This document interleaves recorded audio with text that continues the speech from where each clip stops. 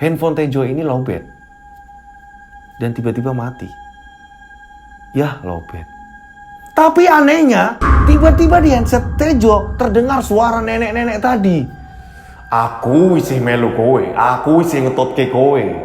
Kowe wangi nemen, kowe wangi banget. Aku masih ngikutin kamu dan bau kamu sangat harum sekali. Nah. Assalamualaikum warahmatullahi wabarakatuh. Masih bersama saya Rian Agus Widodo. Kali ini saya akan menceritakan kisah yang berjudul Teror Kereta Hantu, di mana ada seseorang yang bernama Tejo. Tejo ini mendapatkan panggilan pekerjaan di Jakarta. Tapi tak semudah itu perjalanan Tejo menuju ke Jakarta. Tejo diteror banyak hantu yang mengikutinya. Kisah ini dialami oleh seorang yang bernama Tejo, pemuda asal Tegal. Dan kisah ini kisaran tahun 2001, di mana Tejo ini mendapatkan panggilan pekerjaan di Jakarta. Dan akhirnya Tejo ini mengabarkan kabar bahagia ini kepada kedua orang tuanya. Pak, Bu, alhamdulillah nyong oleh panggilan nang Jakarta, mudah-mudahan diterima. Pak, Bu, saya dapat panggilan pekerjaan di Jakarta nih, mudah-mudahan diterima. Bapak dan Ibu Tejo sangat bahagia sekali. Karena selama ini Tejo ini selama melamar ini jarang diterima. Dan ini baru ada panggilan. Walaupun dalam bentuk panggilan, tapi itu merupakan kabar bahagia untuk kedua orang tua Tejo. Akhirnya Bapak dan Ibu Tejo pun memberikan pesan ke Tejo. Jo, kon nang Jakarta ora ana sedulur. Temenan wani panangkana. Jo, kamu itu di Jakarta nggak ada saudara. Beneran kamu akan berani bekerja di sana. Iya, Pak. Nyong pingin bahagiakna ibu bapak. Nyong pingin gawe seneng ibu bapak. Pak, saya pengen yang namanya bahagiain ibu dan bapak. Pak, saya pengen bikin seneng ibu dan bapak. Ibunya Tejo pun menjawab. Tapi, kuana jalali sholat. Panan apa-apa njaluk maring sing nang kuasa. Ya. Ibu karo bapak wis tua. Mudah-mudahan kon sukses. Lah terus kira-kira mangkate kapan? Kata ibunya itu bilang ke Tejo, kalau ada apa-apa jangan lupa sholat, minta sama yang di atas. Kira-kira kamu berangkatnya kapan? Tejo pun langsung menjawab ke ibunya, kayak kie mangkate ngesuk, kayane ngesuk langsung kon maring nang kantore. Kayaknya besok harus ke kantornya. Jadi paling enggak malam ini saya harus berangkat, Bu. Bapaknya pun bilang, ya wis, kelengkapannya apa maning ditata, jangan tiana sing ketinggalan. Bapaknya Tejo bilang, kalau kelengkapannya apa lagi, jangan sampai ada yang tertinggal. Tejo pun mengiyakan, nggih, Pak. Tak tata kabeh, nyongpan persiapan di situ ya. Saya akan siap-siapkan dulu ya. Akhirnya Tejo pun nyiapin tuh kelengkapannya. Mulai dari ijazah, SKCK, semuanya Tejo lengkapin. Semua perlengkapan di mana Tejo harus berangkat ke Jakarta ini benar-benar udah siap gitu. Setelah Tejo udah melengkapi semua kelengkapan termasuk baju, alat-alat mandi, Tejo pun akhirnya berpamitan sama bapak ibunya. Pak, kia nyompan mangkat numpak kereta. Kereta ini kayaknya jam 8 sing arah ning Jakarta. Pak, saya akan mau berangkat naik kereta. Kayaknya keretanya jam 8. Yang dari arah Tegal. Bapaknya pun bilang, kiana duitmu 500, diawet-awet, mengko nek ana apa-apa bapak transfer. Ini ada uang 500, nanti kalau ada apa-apa bapak transfer. Dicukup-cukupna ya, dicukup-cukupin ya, kata bapaknya. Nggih, Pak. Ibunya pun mewanti-wanti Tejo, kalau ada apa-apa itu harus ngabari. Kon temenan nek ana apa-apa ngabari ya, Le. Nggih, Bu. Bapaknya masuk ke kamar. Ini yang membuat Tejo, ini bapaknya mau ngasih apa lagi? Saku udah, ya kan? Ternyata bapaknya keluar dari kamar membawa tasbih. Jo, ini dibawa, ini dikalungin. Kalau ada apa-apa kamu wirid. Harus selalu ingat sama yang di atas, kata bapaknya. Nggih, Pak. Singkat cerita, akhirnya Tejo pun menuju ke stasiun Tegal pukul 7:30 malam. Karena keretanya itu jam 8 malam. Dan Tejo pun langsung menaiki kereta. Dan tidak lupa membaca basmalah, Bismillahirrahmanirrahim. Tejo pun masuk ke kereta itu dan Tejo mencari di mana nomor yang sesuai dengan tiketnya. tempat duduknya yang sesuai dengan tiketnya. Akhirnya Tejo menemukan. Tejo langsung menaruh tasnya di atas. Tejo pun langsung duduk. Tak ada kejanggalan sama sekali di sini. Kereta pun melaju. Dang, dang, dang, dang, boom. Kereta melaju. Setengah jam kemudian, Tejo ini pengen ke toilet. Dan akhirnya Tejo langsung ke toilet. Tak ada firasat buruk apapun. Tejo pengen cuci muka. Ketika Tejo mau cuci muka, air mati. Nah, air mati nih, gimana nih? Ketika Tejo mau keluar dari toilet, tiba-tiba air nyala. Deng. Ini ada yang gak beres nih. Mulai ada sesuatu hal yang janggal di kereta itu. Tejo masuk lagi. Ketika Tejo menadahkan tangannya di air itu, tiba-tiba air berhenti. Le, mambumu wangi, Le. Ada suara nenek-nenek yang mengerikan. Tiba-tiba Tejo sontak mendengar suara itu. Bang, bang. Tejo ketakutan. Ini suara dari mana? Kayak mau perasaannya nyontok kayaknya. Tejo meyakinkan bahwa dirinya itu cuma perasaan Tejo.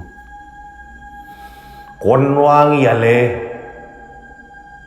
Kon wangi nemen ke. Kata hantu itu. Kamu wangi banget ya, nak. Kamu wangi sekali. Kata hantu itu yang suaranya mirip nenek-nenek, tapi tak ada wujud. Di sini Tejo mulai merinding. Kok ada suara kayak gini? Ini cuma perasaanku. Kembali lagi Tejo meyakinkan bahwa dirinya itu cuma perasaan. Tejo akhirnya keluar. Baru membuka pintu toilet untuk menuju keluar, terdengar suara yang sangat ramai sekali di gerbong Tejo. Padahal di gerbong Tejo itu hanya 6 orang saja. Tapi seolah kayak ramai sekali. Akhirnya Tejo pun membuka pintu. Teng. Tejo pun memberanikan keluar. Suara itu pun hilang. Tejo kembali menuju ke kursi Tejo. Dan tanpa Tejo sadari, keramaian yang tadi Tejo denger, ini benar-benar langsung hening. Dan memang Tejo lihat hanya 6 penumpang. Seolah kayak puluhan penumpang ada di situ yang tadi Tejo denger. Akhirnya Tejo pun duduk. Dan bulu kuduk Tejo mulai merinding lagi. Di tengah perjalanan, Tejo ini pengen menghilangkan rasa takut Tejo. Akhirnya Tejo mengeluarkan headset, handsfree, yang dia letakkan di kuping dia. Dia pengen dengerin musik agar dia lupa akan hantu-hantu tadi, suara-suara yang mencekam tadi. Ketika Tejo mencet-mencet memilih lagu, Tejo memilih salah satu lagu idola dia, lagu Slank Terlalu Manis.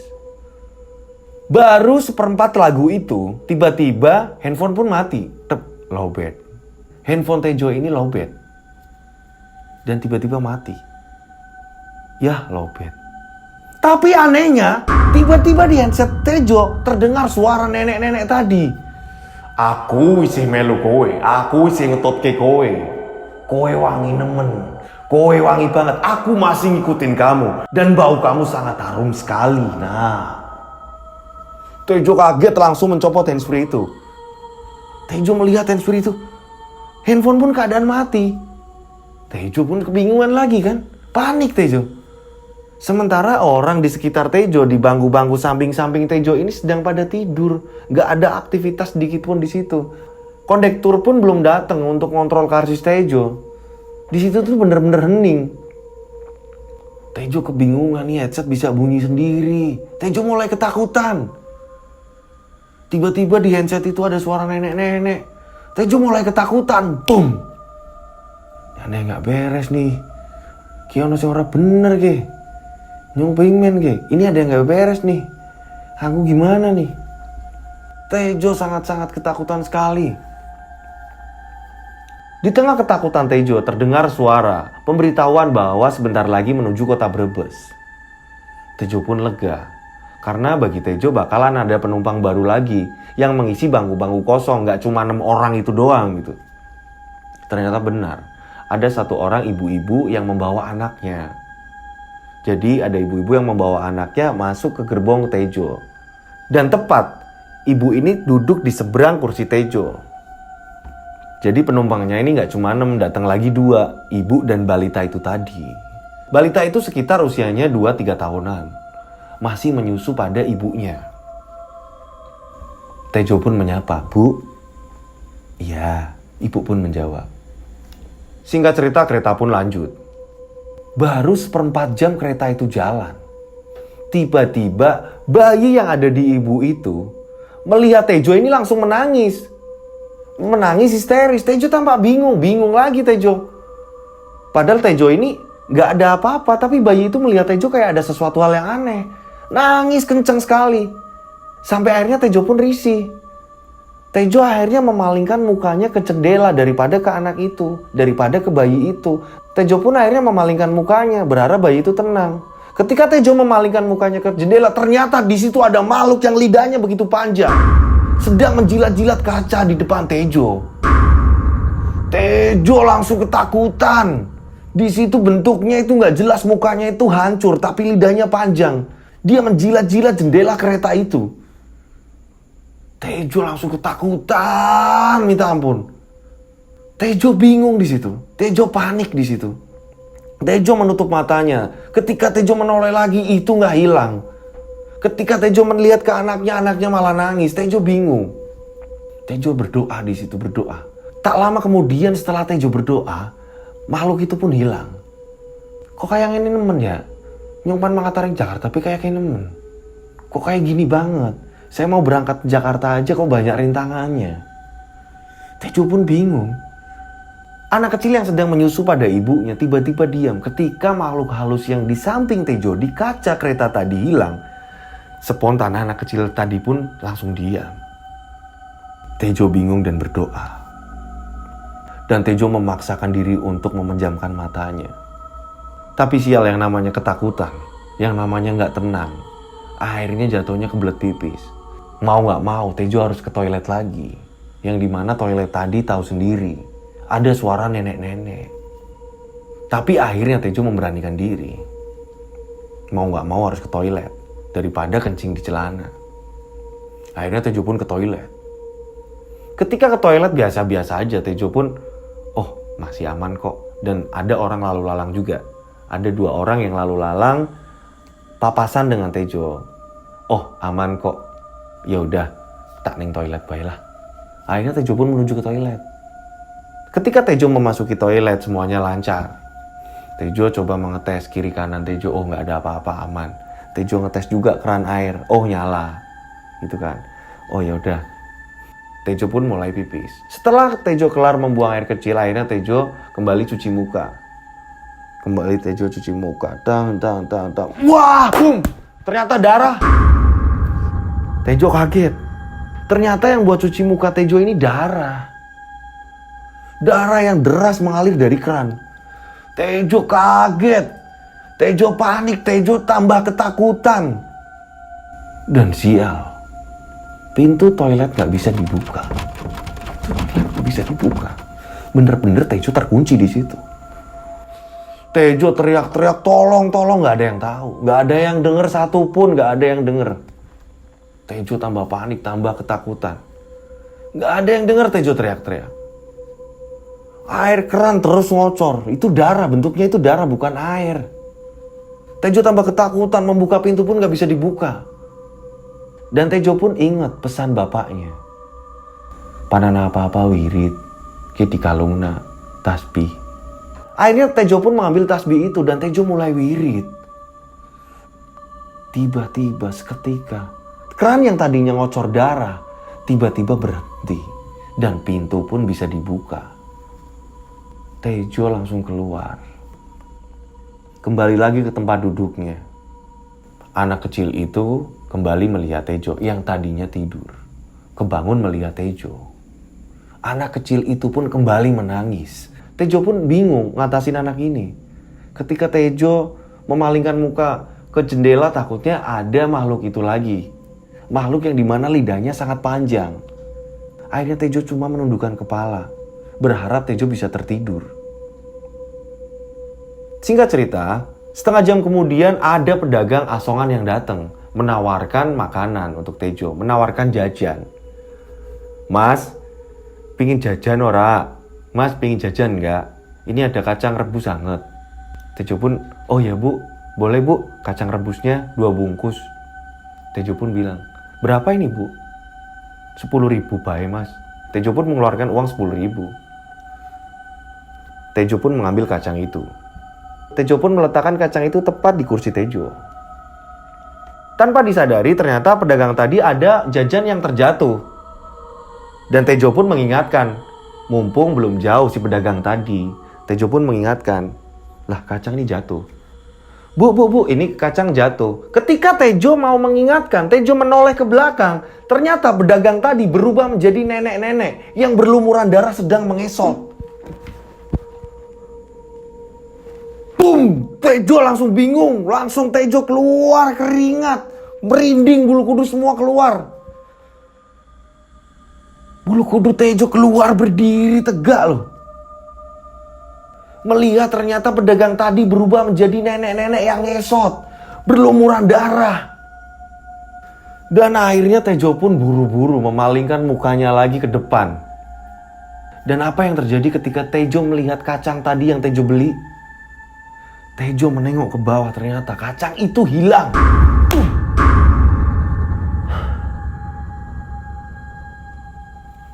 Tejo bingung. Ini mau kerja kok kayak gini amat ya? Ini dapat panggilan kok kayak gini banget ujiannya. Dan Tejo itu baru sadar.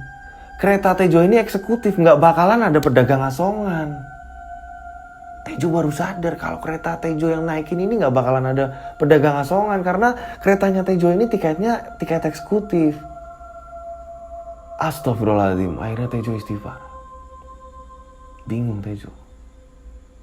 Akhirnya Tejo pun terus berzikir. Tejo pun melihat bahwa anak tadi yang nangis melihat Tejo, yang sedang menyusu pada ibunya, itu pun sudah terdiam dan tertidur. Dan Tejo mencoba untuk ngobrol sama ibu itu karena Tejo emang bener-bener butuh temen di sini. Akhirnya Tejo pun memberanikan diri untuk ngobrol sama ibu itu. Yang padahal di dalam hati Tejo ini ada pertanyaan, ini setan juga nggak ya? Ini hantu juga nggak ya? Ini makhluk halus juga nggak ya? Itu di hati Tejo. Tapi sambil berzikir Tejo ngobrol sama ibu itu.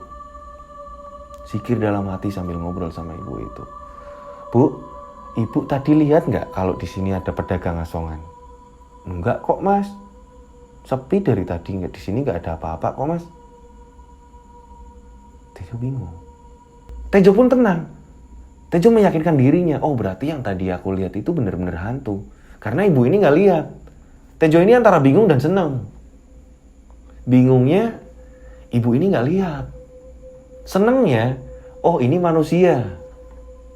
Ini bukan makhluk halus. Karena yang dilihatin cuma Tejo. Tejo pun tenang akhirnya. Tejo pun kembali menanyakan kepada ibu yang di seberang kursi tadi. Bu, ibu turun mana? Ibu tadi pun menjawab, saya turun Jakarta mas. Oh berarti bareng saya dong bu. Nanti bareng ya bu turunnya. Ibu turun di stasiun mana? Saya di stasiun Senen mas turunnya. Oh ya bu, berarti nanti bareng aja bu. Iya mas. Tejo seneng karena sampingnya ini manusia. Tejo lega, bener-bener Tejo lega. Setelah itu Tejo tertidur. Tejo tertidur pulas sekali. Alhamdulillahnya Tejo ini bisa tidur pulas sekali. Dan Tejo terbangun ketika mendengar pemberitahuan bahwa kereta telah sampai stasiun Senen. Tejo terbangun mendengar pemberitahuan. Bu, ini udah sampai stasiun Senen ya bu? Iya mas, ayo mas turun. Seruan dari ibu itu. Tejo pun, mari bu, monggo ibu depan. Tejo memastikan bahwa ini benar-benar manusia dan ini udah sampai stasiun Senen. Tejo memastikan hal itu. Tejo mempersilahkan duluan kepada ibu itu. Monggo bu, ibu depan. Setelah itu Tejo mempersilahkan ibu itu jalan duluan. Tejo mengambil tasnya dan berjalan tepat di belakang ibu itu. Turunlah dari kereta itu. Selang 3 meter Tejo pun penasaran. Tejo pun menolehkan ke belakang, memastikan bahwa itu kereta. Kereta beneran, kereta sungguhan. Tejo pun menoleh ke belakang. Boom. Ya, itu kereta bener-bener kereta. Tapi Tejo bingung lagi ketika Tejo kembali menengok ke depan, ternyata ibu itu udah hilang. Dan yang lebih bingung lagi, boom, boom, boom, boom. Tejo masih di Tegal.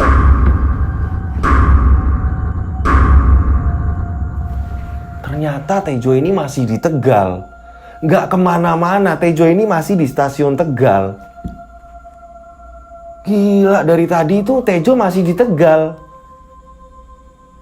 Tejo kaget, ini stasiun Tegal, aku nggak asing sama ini. Dengan langkah gemetar, akhirnya Tejo menemui security yang berjaga di stasiun Tegal. Pak, kayak kereta kayak saya nang jalur telu, kayaknya kereta apa sih Pak? Saya nyong mau numpak. Pak, kereta yang tadi di jalur 3, Pak, kereta itu yang di jalur 3 itu kereta apa sih Pak? Dan security itu pun menjawab, itu kereta bekas kecelakaan Mas, belum diangkut, belum dibetulin, masih ditaruh di situ Mas. Tejo kaget. Pak, terus kereta sing maring Jakarta wis anjuk apa durung Pak? Nyung soalnya pan maring Jakarta Pak. Pak, terus kereta yang arah ke Jakarta itu udah datang belum Pak? Soalnya saya mau arah ke Jakarta Pak. Security itu pun bilang, loh keretanya udah berangkat 2 jam yang lalu toh Mas. Dan security itu pun bilang ke Tejo, saya juga lihat Mas turun di kereta itu tadi, kereta yang bekas kecelakaan. Terus Mas ngapain di kereta itu? Tejo bengong sesaat, bingung. Mas, security tadi memanggil-manggil Tejo. Mas, akhirnya security mengambil air putih. Mas, minum dulu Mas. Oh, iya Pak. Nyong sidang Tegal ya Pak. Saya masih di Tegal ya Pak. Iya Mas. Nyong salah kereta Pak. Nyong salah numpak Pak.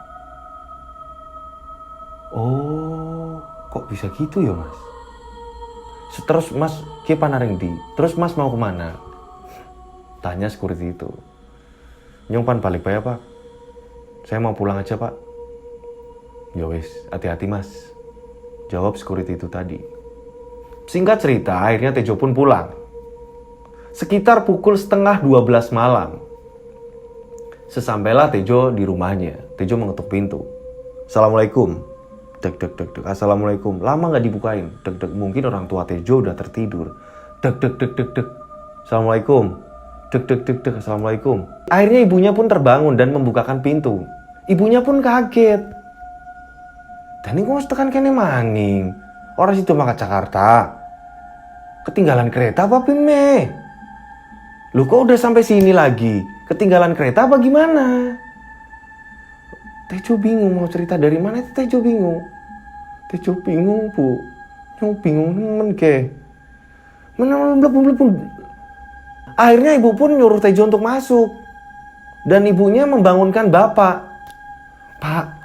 Pak, kami Pak. Kayak Tejo kok balik maning ya Pak? Kenapa ya Pak? Nyompe anak firasat ora apik Bu karo Tejo mau pas mangkat. Saya pun ada firasat buruk Bu sama Tejo pas waktu tadi mau berangkat. Cuma saya tidak pengen memutuskan semangat dia, mematahkan semangat dia Bu. Akhirnya ibu dan bapak Tejo pun keluar nemuin Tejo. Duduklah di ruang keluarga. Kenapa apa Jo? Kok kayaknya keweden men kayak gue. Kamu kenapa Jo? Kok kayaknya ketakutan banget. Dan apa yang terjadi di kamu? Sampai kamu gak berangkat ke Jakarta. Tejo pun menceritakan kejadian-kejadian misteri yang Tejo alami di kereta hantu tadi. Nyong salah numpak kereta Pak. Kereta sing tak tumpangin nyong. Kereta bekas kecelakaan Pak. Kereta yang saya naikin itu kereta bekas kecelakaan Pak. Jawab Tejo. Astagfirullahaladzim. Bapaknya pun menyahut. Jo, bapak pan ngomong. Sebenarnya bapak ki awet mau ki pengen larang kowe mangkat. Mung bapak kira pengen matahna semangatin kon. Bapak ini sebenarnya pengen larang kamu berangkat dan bapak ini nggak pengen matahin semangat kamu. Bapaknya bilang kayak gitu ke Tejo. Terus sebenarnya nyong ki pengen sih Pak. Mau nang kana bener-bener nyong kayak dituti setan-setan Pak, demit-demit kayaknya pada ngikuti nyong kabeh Pak. Kayaknya demit-demit pada ngikutin nyong kabeh Pak. Kayaknya setan-setan itu pada ngikutin aku semua Pak, pada ngikutin saya semua Pak. Sebenarnya ada apa sih Pak? Akhirnya Bapak Tejo pun cerita yang sebenarnya. Coba Bapak pengen cerita. Oke, rumah nah. Jadi kayak waktu disit kon bar sunat. Setelah kon sunat kuwi hawane kon kuwi sejen. Kon kuwi gampang banget dituti makhluk-makhluk halus.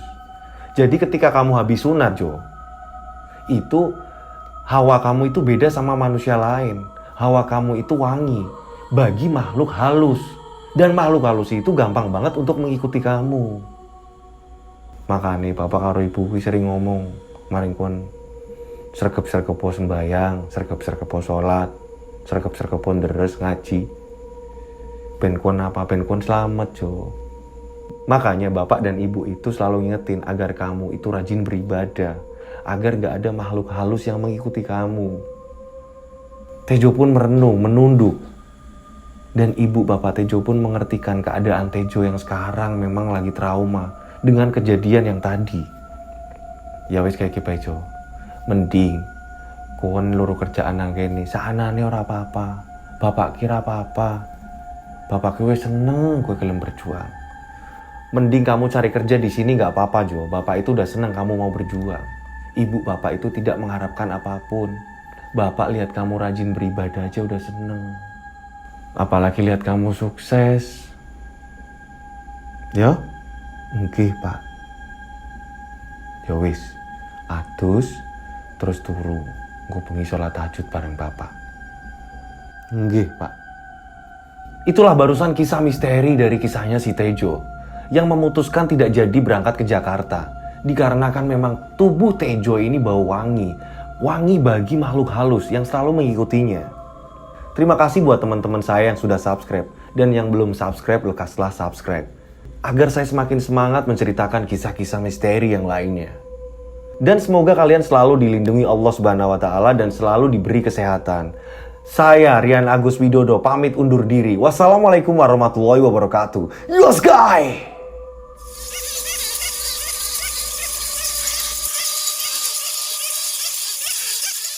Assalamualaikum warahmatullahi wabarakatuh. Masih bersama saya Rian Agus Widodo.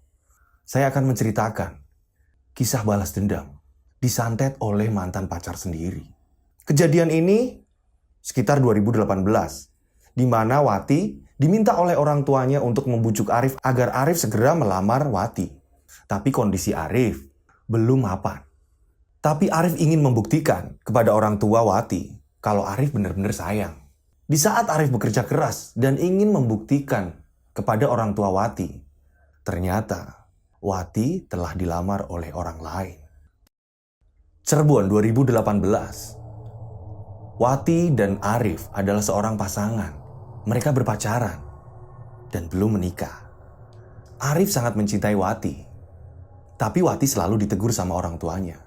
Karena orang tua Wati menginginkan agar Arif lekas melamar Wati. Wati pun menyampaikan pesan dari orang tuanya. Arif pun kebingungan karena saat itu Arif memang benar-benar belum mapan. Arif pun berjanji sama Wati bahwa dia ingin sekali membuktikan cintanya. Akhirnya Arif pun memberanikan diri menemui orang tua Wati. Bu, saya benar-benar sangat mencintai Wati.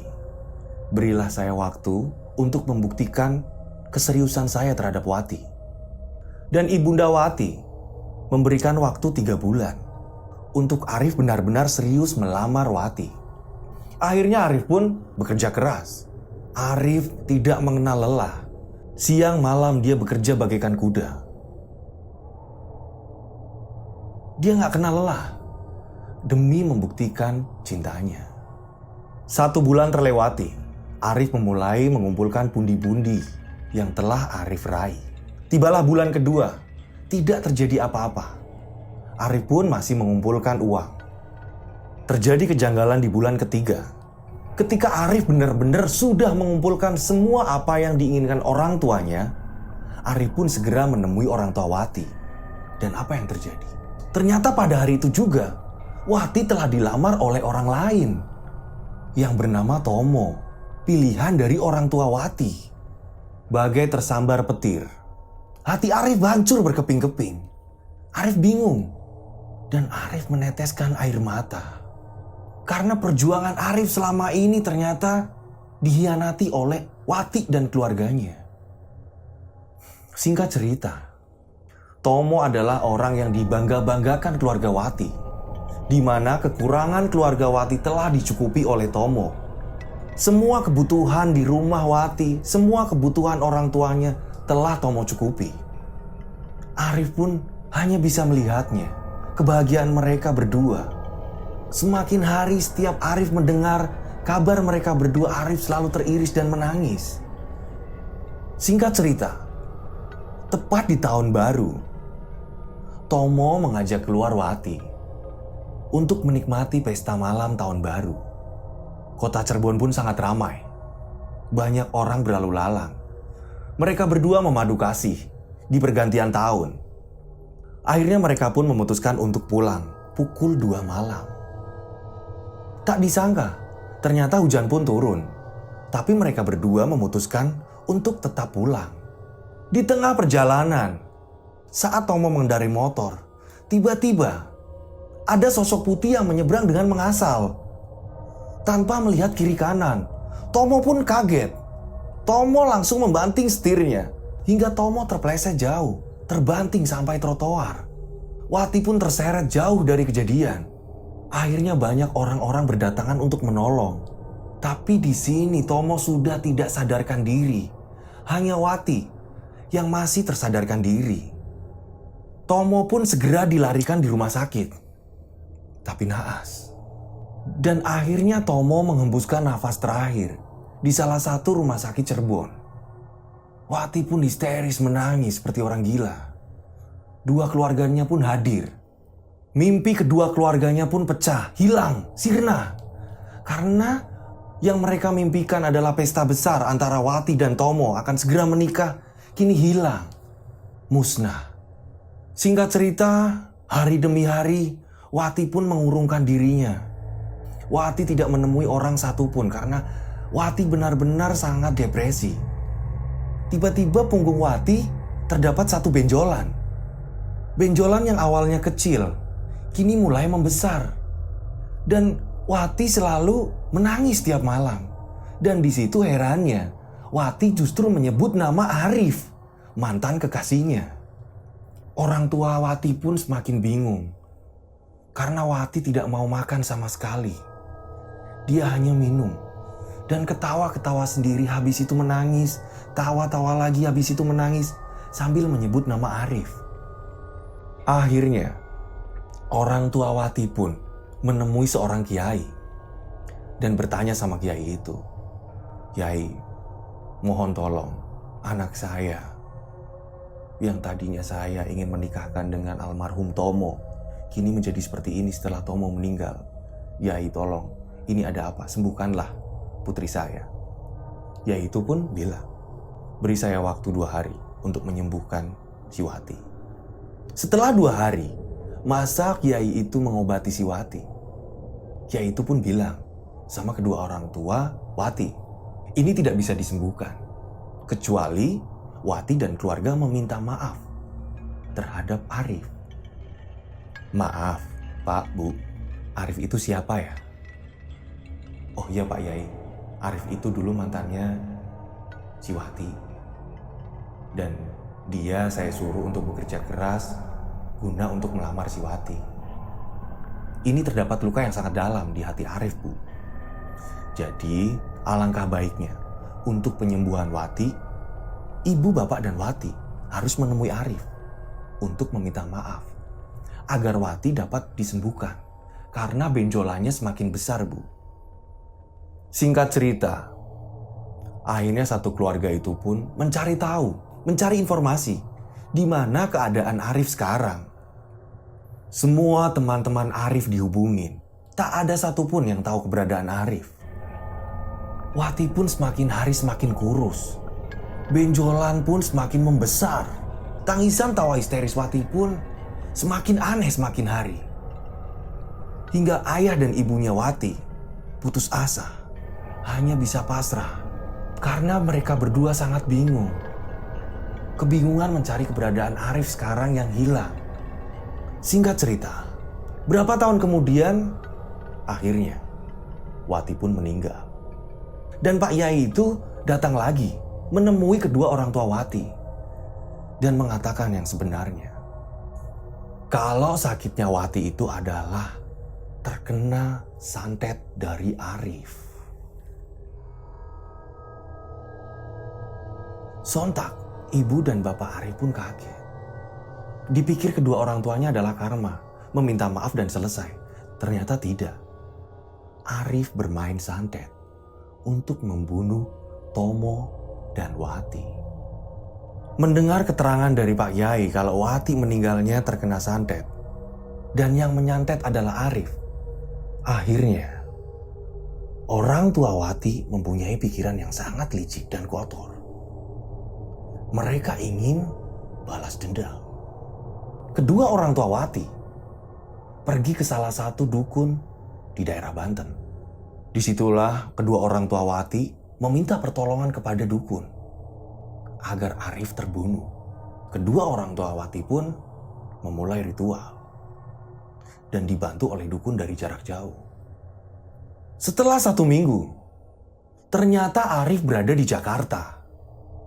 Karena Arif ingin membuang semua kenangan bersama Wati. Saat itu Arif bekerja di salah satu konveksi di Jakarta. Setelah Arif lembur, Arif pun merasa lapar. Pada malam hari, Arif makan malam. Lagi enak-enaknya makan, tiba-tiba Arif tersedak.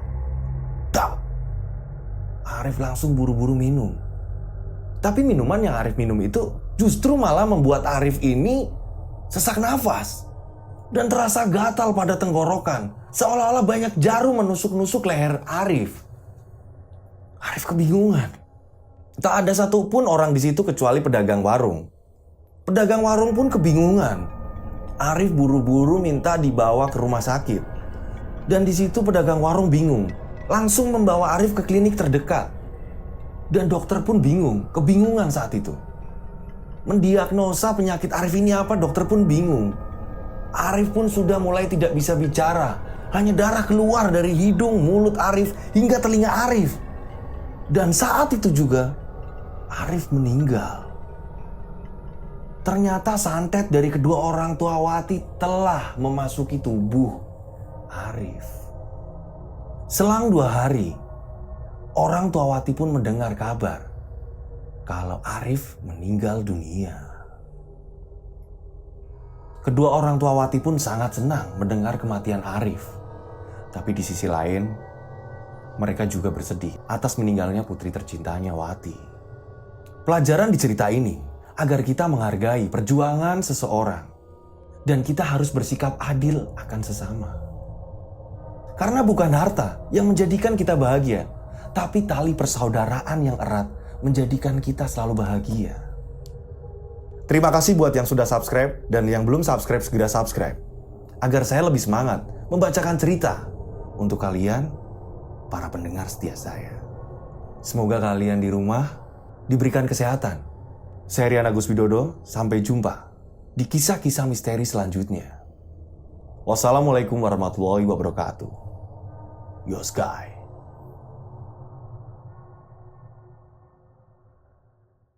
Saat Aldi mulai foya-foya dengan kehidupan Aldi, banyak warga di situ yang meninggal dan korbannya adalah seorang bayi laki-laki yang baru lahir. Dan anehnya, meninggalnya ini nggak wajar. Mata bayi itu melotot, kayak melihat sesuatu hal yang aneh. Dan di samping-samping kelopak matanya keluarlah darah. Assalamualaikum warahmatullahi wabarakatuh. Masih bersama dengan saya, Rian Agus Widodo. Kutukan sumur tua. Banyak korban berjatuhan dan rata-rata korbannya adalah bayi laki-laki yang baru lahir.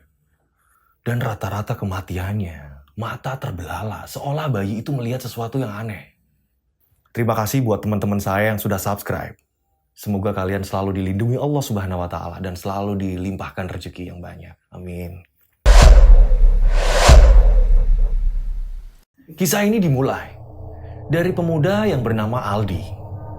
Dia adalah pengangguran, di mana Aldi ini punya teman, punya sahabat bernama Pandu. Dan Aldi ini diajak kerja sama si Pandu, temennya Aldi. Mereka berdua kerja di Indramayu, dan kejadian ini tepat 2010. Pandu mengajak kerja Aldi di salah satu perusahaan roti. Dan setiap harinya Aldi, memang dia karena basicnya Aldi ini adalah pemabuk. Dia suka mabuk-mabukan. Dan ketika di Indramayu pun, karena mereka ini satu kosan, Pandu itu lama-lama risih karena setiap hari kerjaannya si Aldi ini mabuk, mabuk, dan mabuk. Pandu memutuskan untuk pindah kos, tapi masih satu kerjaan dengan si Aldi. Singkat cerita, Aldi pun setiap hari, setiap pulang kerja Aldi selalu mabuk. Hingga akhirnya warga di sekitar merasa terganggu. Karena setiap Aldi mabuk itu selalu mampir di pos ronda. Selalu minum-minum hingga pagi di situ. Warga merasa risih, merasa terganggu.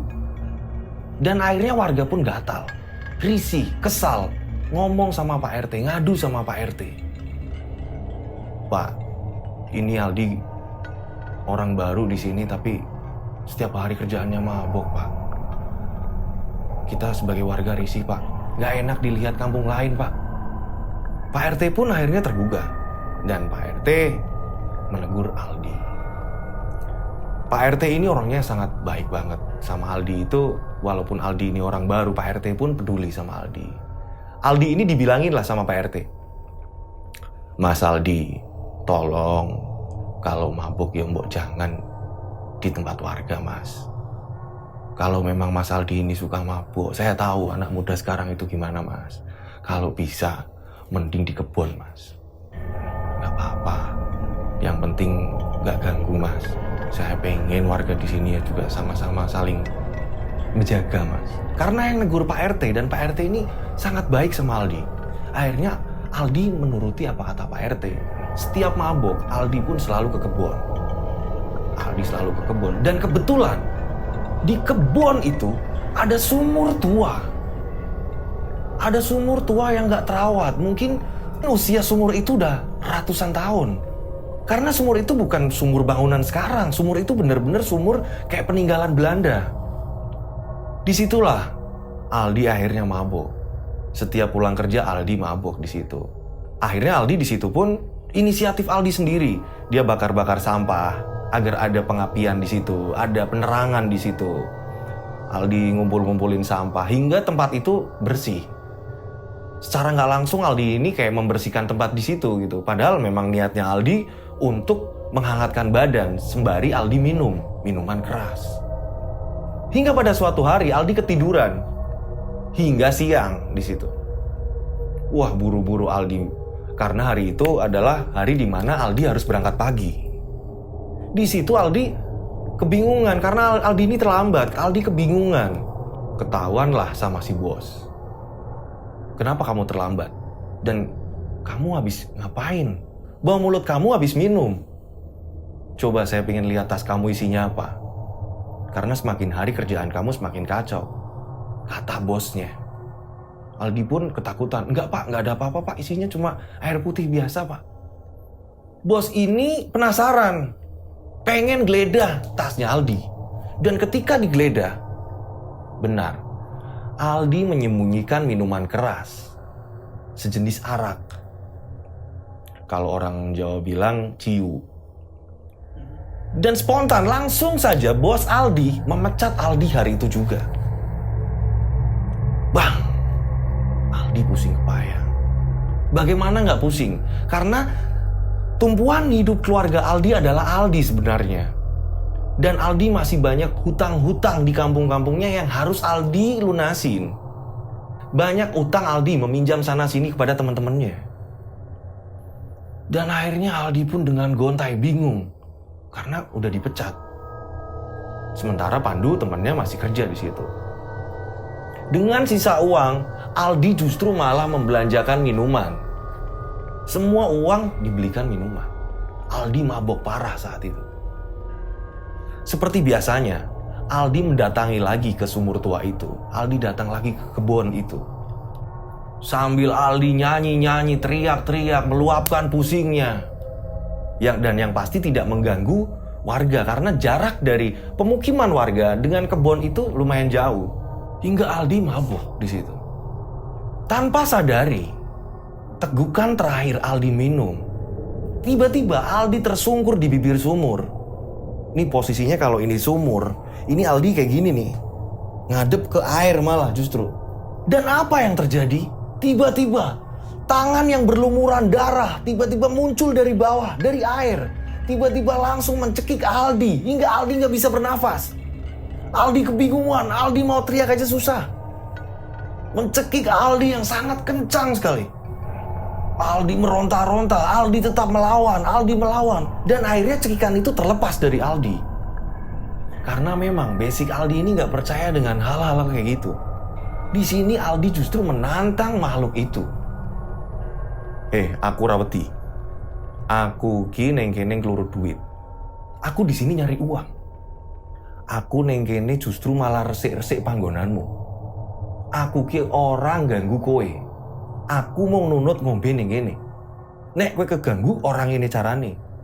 Aku ki berarti pecat. Aku ini habis dipecat. Aku itu tidak mengganggu loh. Justru aku di sini malah membersihkan tempat ini. Aku tidak mengganggu kamu, tapi kenapa kamu tiba-tiba mencekik aku? Kalau toh kamu sakti, bisa nggak kamu itu nolong keadaan saya? Aldi justru menantang. Hebatnya Aldi. Itu entah ya, Aldi itu di luar kesadaran Aldi atau apa, karena Aldi kan udah kecampur dengan minuman keras yang Aldi minum. Tapi Aldi masih bisa sanggup ngomong seperti itu. Tiba-tiba, tangan yang berlumuran darah tanpa tubuh menghilang. Aldi semakin cuek. Bodoh amat. Karep-karepmu. Sing jelas aku neng kene orang ganggu. Kata-kata Aldi terhadap sumur itu. Karepmu. Sing jelas aku neng kene orang ganggu. Setelah itu, Aldi langsung memutuskan untuk pulang. Karena Aldi ini sudah tidak punya pekerjaan. Akhirnya Aldi ini justru sering disuruh-suruh sama Pak RT atau warga. Aldi mencoba untuk membantu warga apa yang mereka butuhkan. Karena Aldi mau pulang kampung pun Aldi malu. Dari merantaunya ini, Aldi ini belum mendapatkan apa-apa. Dan akhirnya Aldi ini membantu warga sekitar. Padahal warga sekitar ini banyak yang gak suka dengan adanya Aldi gitu. Akhirnya Aldi kiri kanan bantuin. Ada yang lagi bikin rumah, Aldi bantuin di situ nguli gitu kan ya. Bantuin warga yang membutuhkan tenaganya. Dan akhirnya Pak RT sering ngasih uang. Pak RT pun sering ngasih uang, nih Mas, buat makan, buat rokok, nih Mas, buat beli jajan atau apa, beli kebutuhan apa yang sekiranya buat Mas Aldi. Pak RT ini baik. Singkat cerita, seperti biasa, Aldi belum bisa lepas dari yang namanya minum. Aldi mabok lagi, Aldi mabok lagi. Dan akhirnya pada malam itu Aldi memutuskan untuk tidak pergi ke sumur itu karena menurut Aldi sudah terlalu capek seharian kerja. Dan ditambah Aldi sudah mabuk. Aldi akhirnya tidur di kosannya. Dan pada keesokan harinya, setelah Aldi bangun, seperti biasa Aldi menghisap rokok dan minum sisa minuman semalam. Memang dia kuat banget untuk ngomongin minum, dia kuat banget. Sampai belum sarapan aja dia langsung bisa minum minuman keras gitu loh. Dan akhirnya Aldi itu mau keluar, buka pintu kosan. Deng! Aldi kaget. Di situ Aldi menemukan satu karung yang ada di depan kosan, di depan pintu kosan. Aldi kaget, karung apaan ini? Karung apa iki? Dibukalah sama Aldi. Aldi kaget. Pas ketika dibuka, uang ratusan juta sama emas batangan. Ada 3 biji emas batangan di situ. Aldi bingung. Ini uang siapa nih? Duit siapa? Ini ada emas juga. Aldi girang, bingung, seneng. Ini uang dari mana nih? Iki duit kok ngerti. Akhirnya ini uang langsung Aldi ambil. Aldi taruh dalam kosan. Tanpa pikir panjang, Aldi langsung membelanjakan apa yang Aldi pengen. Yang selama ini banyak orang meremehkan Aldi. Yang selama ini tuh orang memandang Aldi miring gitu loh. Aldi pengen ngebuktiin sama orang-orang. Aldi pengen ngebuktiin sama warga sekitar. Aldi juga pengen ngebuktiin sama orang-orang di kampung. Wah, Aldi langsung ngirim-ngirim tuh uang di kampung. Aldi ngelunasin semua utang-utangnya tuh. Weh boy, aku duwe utang kowe iki piro? 500 di, aku duwe utang kowe iki piro? 1 juta di, aku duwe utang kowe piro? Dilunasin semua sama Aldi. Dilunasin, bener-bener utangnya dilunasin sama Aldi. Gaya hidup Aldi udah barbar. Dia langsung beli motor ninja. Yang bener-bener Aldi itu pengen banget naik motor ninja. Wah, keliling kampung Aldi. Singkat cerita, saat Aldi mulai foya-foya dengan kehidupan Aldi, banyak warga di situ yang meninggal. Dan korbannya adalah seorang bayi laki-laki yang baru lahir. Dan anehnya, meninggalnya ini gak wajar. Mata bayi itu melotot, kayak melihat sesuatu hal yang aneh. Dan di samping-samping kelopak matanya keluarlah darah. Setiap kelahiran bayi laki-laki selalu meninggal di daerah situ. Wah, Aldi kaget. Lah, kok banyak bayi meninggal? Pas nggak lama aku dapat uang. Tapi Aldi cuek. Lama-lama Aldi cuek. Ah, bodo amat. Kan bukan aku pelakunya. Dengan cuek Aldi. Tapi Aldi itu masih sering ke sumur tua itu. Dengan seperti biasanya Aldi minum di tempat itu. Aldi nggak ngelupain tempat itu. Aldi biasa di situ seperti biasanya, minum, habis itu pulang, minum lagi, habis itu pulang. Singkat cerita, korban semakin banyak. Setiap melahirkan bayi laki-laki pasti meninggal. Dan warga curiga dengan keanehan Aldi yang selalu berada di sumur tua itu. Dengan kekesalan warga, terpaksa warga mengusir Aldi. Dan Aldi merasa cuek. Karena apa? Karena Aldi udah punya duit. Aldi udah merasa dirinya kaya. Bodo amat, orang mau ngomongin apa, bodo amat. Gue disuruh cabut, ya cabut. Aku disuruh cabut, ya cabut. Disuruh lungo, ya wis lungo. Wong aku duit kok, aku punya uang kok. Kekesalan warga akhirnya membuat Aldi pergi dari situ. Aldi akhirnya memutuskan untuk pulang ke Comal, ke tempat asalnya. Karena Aldi itu capek dengar gunjingan warga. Warga-warga pada ngegosipin Aldi. Wah, Aldi main pesugihan nih. Aldi pasti ada ritual nih sama jin yang ada di sumur atau apalah. Akhirnya Aldi ini memutuskan untuk mending gue pulang. Mending aku balik. Karena warga juga udah mengusir, ya kan. Mas Aldi, mau gak mau hari ini juga harus keluar dari kosan sini. Akhirnya Aldi pulang. Karena Aldi ini udah merasa kaya. Aldi ini udah gak kebingungan lagi. Aldi punya uang. Aldi pun tancap gas langsung. Pulanglah Aldi ke Comal.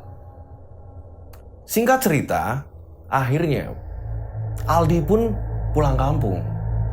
Karena Aldi saat itu sudah kaya, menurut Aldi sudah mapan, udah kecukupan. Akhirnya Aldi meminang gadis idamannya. Dan akhirnya mereka menikah, membuka usaha kecil-kecilan. Singkat cerita, 1 tahun kemudian, Aldi dikaruniai bayi laki-laki. Aldi sangat senang, istrinya pun sangat senang. Tapi naas, baru 3 hari, bayi itu meninggal. Bayi itu meninggal. Dan meninggalnya bayi itu sama seperti kejadian yang Aldi lihat waktu di Indramayu, di mana bayi itu meninggal dengan melotot. Semua kelopak matanya keluar darah. Seolah bayi itu melihat sesuatu yang aneh. Aldi pun menangis histeris. Dan Aldi pun tidak berani menceritakan itu ke istrinya. Bahwa Aldi pernah melihat kejadian ini di Indramayu. Singkat cerita, akhirnya bayi laki-laki dari Aldi itu dimakamkan. Aldi merasa kehilangan. Aldi bingung. Justru Aldi ini keadaannya malah sering berantem dengan istrinya. Karena menurut istrinya ini ada kematian yang gak wajar terhadap bayinya. Justru Aldi menanggapi istrinya menuduh gitu loh. Aldi menyelesaikan masalah dengan kembali lagi ke minuman-minuman. Aldi menenggak minuman terus sampai Aldi mabuk. Pada suatu hari, Pandu pun pulang. Pandu adalah orang yang mengajak Aldi ini merantau ke Indramayu. Pandu pun main ke rumah Aldi. Pandu menanyakan keadaan Aldi. Di piye kabari? Kok kue tambah gini? Kok kamu tambah kayak gini keadaannya? Menikah kok bukannya malah seneng malah kayak gini? Iya Ndu, anakku meninggal. Dan ciri-ciri meninggalnya sama Ndu, kayak bayi-bayi yang meninggal waktu kita di Indramayu. Di, justru saya kesini pengen nemuin kamu. Saya ini pengen cerita. Aku pengen cerita Mbak Gun. Cerita apa dulu? Saud Aldi. Kamu tahu Di, waktu semua orang menuduh kamu kalau kamu menjalani ritual di sumur tua itu. Tahu, masih ingat? Iya Du, aku masih ingat. Kamu tahu nggak Di, siapa pelakunya yang sebenarnya? Yang menjalani ritual pesugihan di sumur tua itu. Lah sopo Du? Aku nggak ngerti. Pelakunya adalah Pak RT Di. Aldi pun bengong. Pak RT. Perasaan Pak RT ini kan selalu baik sama warga. Aldi pun membela Pak RT. Karena bagi Aldi ini Pak RT ini selalu menolong keadaan Aldi. Ketika Aldi nggak punya uang, Pak RT selalu ngasih uang. Ternyata pelakunya adalah Pak RT sendiri. Dan Pandu menjelaskan, kematian Pak RT, jasadnya ditemukan di dalam sumur tua itu. Keadaan Pak RT ini sangat kacau balau. Matanya memerah, seakan keluar. Dan perut Pak RT dipenuhi belatung keluar dari pusarnya. Warga menemukan mayat Pak RT setelah 1 minggu kepulangan kamu, Di. Jadi Pak RT ini meninggalnya setelah seminggu Aldi pulang. Dan ada satu warga yang melihat memergoki Pak RT ritual setelah Aldi pulang. Melihat Pak RT sedang membawa sesajen pas tepat malam Jumat Kliwon ke sumur itu 1:30 malam. Jadi ada warga yang mergokin Pak RT. Cuma warga ini mengendap-endap agar Pak RT ini nggak ngerti. Diikutin terus dan ternyata Pak RT menjalani lelakon ritual pesugihan di sumur tua itu. Yang selama ini warga mengira kalau Aldi itu adalah pelakunya.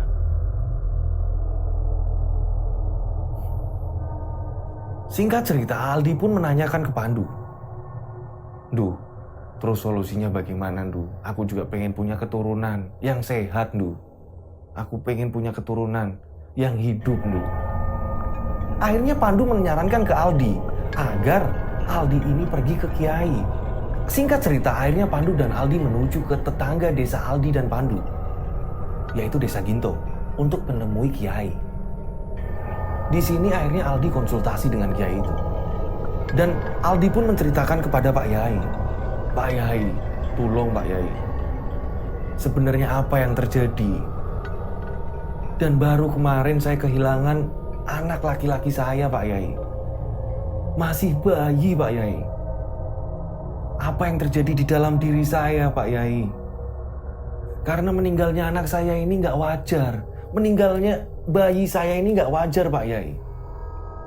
Akhirnya, Pak Yai itu pun membaca apa yang telah terjadi terhadap Aldi. Pak Yai itu pun bilang, Mas, ini kutukan berjalan. Kutukan berjalan? Maksudnya pripun, Pak Yai? Maksudnya gimana, Pak Yai? Sampean pernah nggak nemuin sesuatu apa yang sekiranya itu nggak bisa kalau itu diraih dengan cara instan? Pernah, Pak Yai. Barangnya masih, Mas. Itu tinggal barang itu tok, Pak Yai. Kalau uangnya semuanya itu udah habis untuk keperluan kehidupan semuanya, Pak Yai. Barangnya masih, Pak Yai. 3 emas batangan yang Aldi masih menyisakan. Aldi masih menyimpan. Pak Yai itu pun menyarankan, Mas, mending buang emas itu, Mas. Itu bukan emas asli, Mas. Itu emas kutukan, Mas. Kalau emas masih memakai emas itu, kalau emas masih menyimpan emas itu, kutukan ini akan terus berjalan, Mas. Aldi pun kebingungan. Nggih, Pak. Nanti tak bucal, Pak. Nanti tak buang, Pak. Nanti buangnya bareng saya, Mas. Nanti dibuang di laut. Akhirnya Aldi pun lekas pulang mengambil emas itu. Emas batangan yang masih tersisa. Ditemani oleh Pak Yai dan Pandu, Aldi pun pergi ke laut untuk membuang emas itu. Nah nih buat kalian nih, yang pengen tahu di mana emas batangan itu dibuang di laut mana? Silakan komen, nanti saya kasih tahu. Tapi siap tanggung resikonya, kutukan berjalan tadi. Tapi komen, yang pengen tahu nih, yang pengen tahu komen. Kalian pengen tahu di mana itu dibuangnya, komen. Tapi ingat, kutukan berjalan. Oke, kita lanjut ceritanya. Setelah membuang 3 emas batangan itu di laut, akhirnya mereka bertiga pulang ke rumah Pak Yai. Dan Pak Yai itu bilang ke Aldi, Mas Aldi, mulai sekarang tolong jangan mabuk-mabukan. Tolong usaha yang benar. Jangan percaya-percaya dengan hal-hal yang seperti itu. Kalau memang bukan hak kita, yo jangan diambil. Pak Yai memberikan nasihat kepada Aldi. Kalau memang bukan haknya, yo tolong jangan diambil Mas Aldi. Untuk kedepannya, yo rajinlah beribadah. Kalau nggak bisa 5 waktu, yo mipil. Pelan-pelan. 1 dulu, 2 dulu, 3 dulu. Sampai benar-benar sempurna. Itu saran dari Pak Yai tersebut. Iya Pak Yai, saya juga pengen punya keturunan yang sehat Pak Yai. Saya pengen punya keturunan yang hidup normal. Akhirnya Aldi dan Pandu pun berpamitan. Dan keesokan harinya, Pandu pun main ke tempat si Aldi. Udah loh Di, jangan murung. Ojo murung terus toh Di. Jangan murung terus Di. Iya Ndu. Semua hartaku sudah habis. Semua udah tak buang. Aku gimana ya Ndu? Apa aku harus merantau lagi? Udah gini aja. Gimana kalau tak pinjemin modalku? Bukannya aku menghina kamu, tapi ini tak modalin buat kamu. Pandu pun meminjamkan uang untuk modal usaha Aldi. Usaha yang halal. Singkat cerita akhirnya Aldi mengiyakan dan menerima uang itu guna membuka usaha kecil-kecilan, memulai usaha dari nol bersama istrinya. 3 bulan kemudian, akhirnya Aldi mendapat kabar yang sangat-sangat bahagia sekali. Istrinya hamil. Di saat merintis usaha, istrinya pun hamil. Aldi pun semakin tekun menjalankan ibadah. Bahkan Aldi pun sudah tidak mabuk-mabukan lagi. 9 bulan kemudian, akhirnya anak Aldi pun lahir. Dan alhamdulillah, anak Aldi ini selamat, tanpa cacat. Aldi pun sangat-sangat bahagia sekali. Kehidupan mereka akhirnya sampai sekarang berjalan dengan baik-baik saja. Mungkin itu saja cerita dari pengalaman Mas Aldi yang saya ceritakan ke pemirsa, ke penonton setia saya. Pesan di sini, kalau memang bukan hak kita, jangan pernah kita memilikinya, merasa memiliki. Jangan pernah kita mengambilnya. Kalau memang itu bukan hak kita, yo jangan. Memang benar-benar jangan. Semoga para pendengar setia saya selalu dilindungi Allah Subhanahu wa Ta'ala, diberi kelancaran rezeki. Dan jangan lupa buat kalian yang belum subscribe, lekaslah subscribe agar saya lebih semangat menceritakan hal-hal mistis lainnya. Saya Rian Agus Widodo, pamit undur diri. Wassalamualaikum warahmatullahi wabarakatuh. Yos guys!